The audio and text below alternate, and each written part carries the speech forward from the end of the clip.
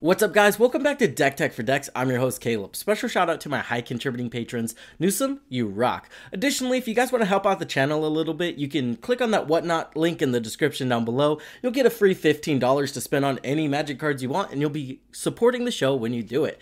Now, let's get into today's video, and today we're just going to be talking about the most resilient decks I built over the past year and a half. There's about 200 decks to choose from, so there's definitely a wide variety, but 5 of them definitely stood out.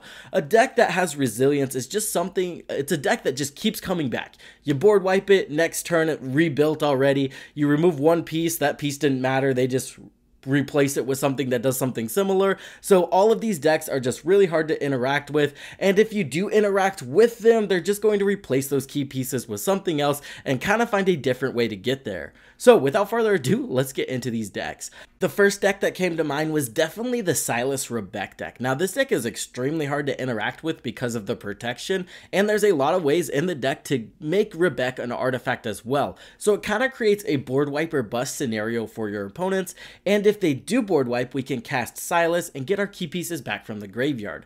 Now this deck does generate a ton of value very fast. What we're trying to do is we're trying to create a scenario where we're building a lot of value over the course of everybody else's turns.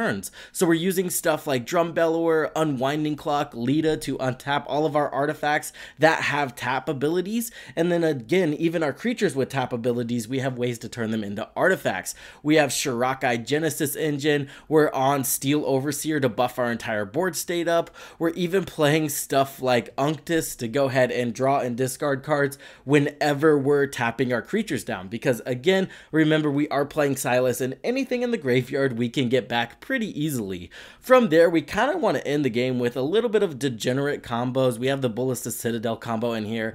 Additionally, we have another combo that's not infinite but does just win you the game. We're on Smothering Tithe and we are on Jace's Archivist. So if we turn Jace's Archivist into an artifact, we can go ahead and draw a ton of cards, force our opponents to draw a ton of cards. Smothering Tithe's going to trigger a ton, getting us a ton of treasure tokens, and then we can just slam Cyberdrive Awakener for the win. A pretty fun win con in a deck that just generates a ton of value. Moving on to the next deck, this is my pet commander, so some people, if they are familiar with the channel already, definitely know what I'm going to say, so I'm not going to spend a whole lot of time on it, but hey, if you've watched the channel before and you're not subscribed, what are you doing, man? Now let's get into Gyrus, Waker of Corpses. This guy seems very bad on paper, but when you pair him with the Master Multiplied, it creates a very resilient deck that kind of does what the commander should have done in the first place. We're going to reanimate a lot of things from our graveyard, and they're not going to go away, so it even makes extra combat steps viable with this commander, and extra combat steps used to kind of feel bad, because again, you would get the extra combat step, but you'd lose the creature you reanimated. So the master just gets rid of all the feels bads in this deck. The commander, if we're not doing the master thing, is just a giant creature that we can sacrifice for value. We are on Greater Good, we're on Ruthless Technomancer, we're on Altar of the Wretched to draw a ton of cards, create a ton of mana, and again, our commander is just going to be that outlet for us. We're going to cast him for a lot early game, sacrifice him for a ton of value in the late game, and then we're just going to get there. There's a lot of different ways we can get there in this deck. Doom Whisperer can really start filling our graveyard, and then Chain or Nightmare Adept can reanimate anything we need at the time. I am playing that new Rakdos Dragon. The name escapes me, but this thing does insane work in the deck, and I'm extremely happy with it. It's also another one of the only decks I'm running Craterhoof with, and that's just because I want to get this giant dragon on the battlefield. I want to attack, I want to create an instant army, then I want to attack again with Gyrus, reanimating Craterhoof, and that is just going to end the game right then and there. But that's enough about that deck. Again, you guys are probably familiar with it, so we will move on. Moving on, let's talk about the Enchantment archetype. Now, this archetype is kind of hard to deal with in general. The archetype creates a board wiper bust scenario all by itself, and then you make the commander Anikthea, and you're pairing a really resilient archetype with a reanimator strategy. So now whenever they're removing your key pieces, you're just going to reanimate them with your commander. What makes this amazing is we are going to be doubling up on those tokens we're creating using stuff like Anointed Processions and Parallel Lives.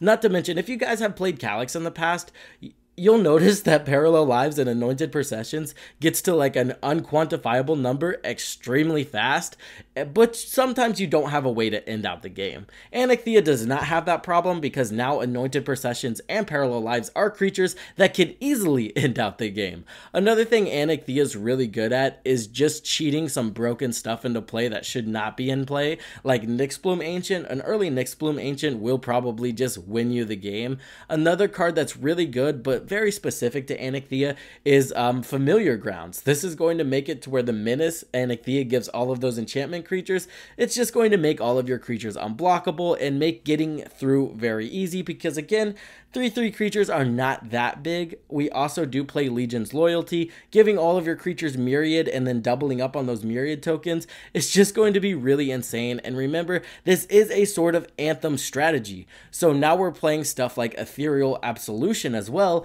and we're causing a board wipe and a board buff at the same time whenever we're getting those Myriad tokens. It's just a very flexible deck that can really hate out your opponent's strategies while catapulting yourself very far in front of your opponents. Another card that really just puts in work in this deck is Demon of Fate's Design. I wasn't sure about this deck. I threw it in the deck because it was in the pre-con and I was like, hey, I'll give it a try. And yeah, it just does put in work. It gets rid of the having to discard the card so Anikthea can reanimate it. Now you can just cast something like Nyxbloom Ancient from your hand for free. Again, I've been really surprised by the work this card puts in. Another thing we are running in the deck is Calyx as well, Archon of Sun's Grace, all the good ETB enchantment enablers are going to be in this deck. They generate a ton of value out of the tombs for some very efficient mill, and then this does have one of those cards that Commander Quarters would call the Golden Pig or whatever. It's Song of the World Soul. Now, this kind of creates a Scoot Swarm effect with your enchantments. You reanimate it with Anikthea, and then whenever you cast a spell, you're going to populate. So if you just keep populating the Song of the World Souls, you just create a massive board state of Song of the World Souls and eventually end the game. Not to mention, again, this card is just flexible because you don't have to populate on Song of the World Souls, but if you do, again, you win the game. Now, let's move on to our next deck, and the next deck is another Jund deck, but the playstyle is extremely different. This is Henzie and Amori, all creatures, and I've won a ton of games with this deck. They'll wipe the board, they'll kill Henzie, and you just recast Henzie and it gives you a bigger reduction on your creatures. You kind of want Henzie to die, and it really creates a scenario where your opponents don't know when or how to interact with your board, which is exactly what you want, honestly. Now, killing Amori is probably the correct option for all of you people wondering how to play against it, but even then you still have Henzie and there is some recursion in the deck, so Amori can come back. Now, the play pattern of this deck is also pretty consistent. I think I've even added more one-drop mana dorks to the deck since I've noticed this play pattern just really sets you ahead of your opponents. You're going to turn 1 mana dork.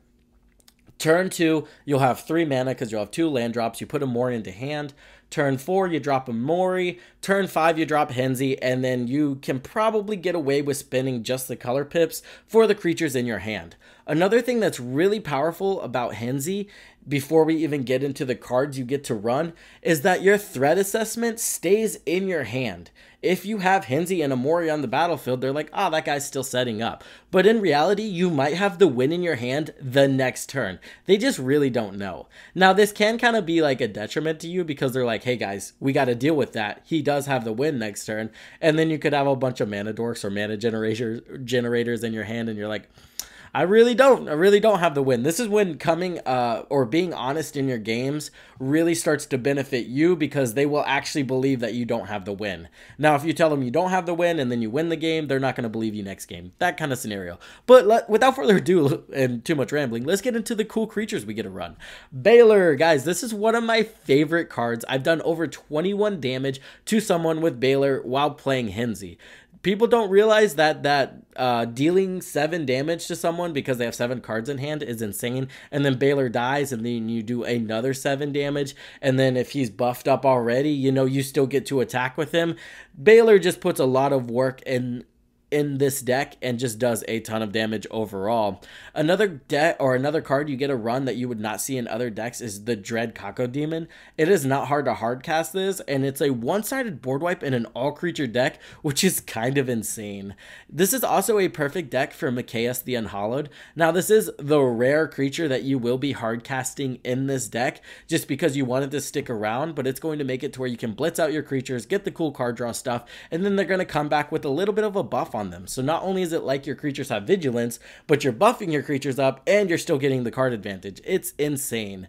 Another one that's done insane things for me in this deck is Klauth Unrivaled Ancient. The fact that it has, or it already has haste, but the fact that you can cheat it into play, generate a ton of mana, and then proceed to put the rest of your hand on the battlefield will just set you up for the win, if not win you the game, if you have access to something that gives you extra combat steps like Mirage. Especially when we have a lot of ways to get additional lands into play, Mirage just puts in work and can really net you up to 2-3 combat steps sometimes. And again, that will just end out the game there. Goreclaw, we're on Goreclaw because once you get Amori, Henzie, and Goreclaw on the battlefield, you will just be paying the pips for your creatures, which is absolutely insane. And again, will result in you probably winning the game as long as you have cards in your hand to play, and that's kind of why I like this deck as well. You're okay with throwing your creatures out and having them die because another creature is right there. This is an all creature deck. You know that you're going to have the creatures to be able to play, to trigger your Henzie, to get the card advantage.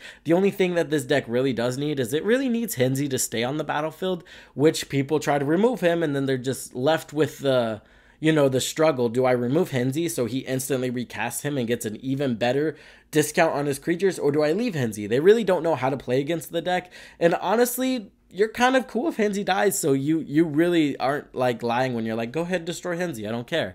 And then the one card that I will say does just win the game and has a ton of value in this deck is Pathbreaker Ibex. What's balancing this card is the fact that you can't attack immediately and it is on an attack trigger. So the fact that we can blitz this out for 2 mana sometimes and just buff our entire board state equal to something like a Klauth Unrivaled Ancient, or sorry, something bigger than Klauth, just a big creature, it just does win the game. And that's probably one of my most consistent wins I've had with this deck. Now, for our last deck, we have a little bit of a meme build that accidentally turned out to be really good. This is my Nethroi Apex of Death deck. And what I did is I built this whole entire deck around Pulchronos Reborn. So the goal is to get Pulchronos on the battlefield, flip Pulchronos into a Pulchronos engine, and we just try to generate a lot of Hydras. But how do we do that? We are playing all of the 0/0 Hydras in this deck. So the goal is whenever we cast Amori, let's say we bring 5/0/0 Hydras onto the battlefield, and boom, we create an instant board state of 10 3/3 Hydras with a bunch of keywords. Now, people are like, what happens when Pulchronos dies and that doesn't happen? Turns out the rest of the deck functions just fine because it's got a lot of the Teysa Karlov effects along with Luminous Broodmoth. What these two do is they kind of just double up on our die triggers. Or whenever let's say we have Luminous Broodmoth on the battlefield and we get a Wildwood Scourge to reanimate as a 0/0, it's going to die, come back, die again, so that's 2 die triggers. And then the rest of the deck is just stuff like Pitiless Plunderer, we have Species Specialist, just a lot of die triggers that trigger whenever our Hydras die, and that just generates a ton of value. Sir Conrad has won me a ton of games, more games than Pulchronos in this deck, which kind of surprises me, but as soon as I play Pulchronos, people try to remove it, and then I just go to the second game plan, which is mill my library, play Sir Conrad, play something like a Souls of the Lost, sacrifice it to something like a Ruthless Technomancer, and I've even got a win from this by keep reanimating Souls of the Lost, sacrificing it to something like Altar of Dementia, and milling everybody out. The deck's just very flexible, and it's kind of because Nethroi is just such a strong commander, and this strategy like ends up working for Nethroi as much as it works for Pulchronos. So those two, it doesn't really matter which one you have on the battlefield, you're just going to generate a ton of value, and you just kind of get there. There's also not a lot of ways for your opponents to interact with that either. You're just casting Nethroi, you're mutating it. I guess they could kill the mutate target, but you know, we are running Cutzel in this deck to prevent them from doing that. with that being said, guys, that's going to do it. If you guys wanted to check out any of these decks, the deck text will be in the description down below. Thank you for watching this long. Don't forget to like, comment, subscribe. If you want to support me, you could go ahead and get that free $15, or follow me on Patreon. We do vote weekly on a patron voted deck text, so if you want to become a part of that, that'd be really fun. It's all on the Discord. With that being said, thank you for watching. I would like to thank my high contributing patrons, Praetor, Newsome, Chicken Salad, Excessum. You guys are amazing. Really keep the channel going. I can't tell you how much I appreciate you guys. And yeah, with that being said, I hope this helped you in your deck building endeavors, and I will see you in the next one.